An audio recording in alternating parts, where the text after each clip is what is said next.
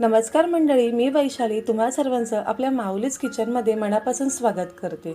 तर झालं असं, बऱ्याच दिवसापासून मला थालीपीठाची भाजणी करायची होती आणि ही भाजणी मला झटपट तसंच घरी असलेल्या मोजक्या साहित्यामध्ये आणि असं प्रमाण हवं होतं की जे सहज लक्षात राहू शकेल।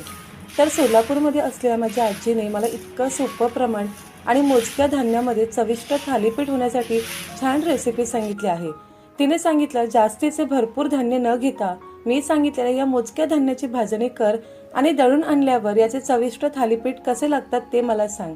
तर म्हटलं, चला ही आजीने सांगितलेली साधी सोपी थालीपीठाच्या भाजणीची रेसिपी तुमच्यासोबत पण शेअर करावं। संपूर्ण व्हिडिओ पाहिल्यावर तुम्हाला ही भाजणी कशी वाटली हे मला कमेंटमध्ये नक्की सांगा। मोजक्या धान्यामध्ये बनवलेल्या या थालीपीठाच्या भाजणीचा व्हिडिओ पाहण्यासाठी खाली असलेल्या त्रिकोणाला क्लिक करा।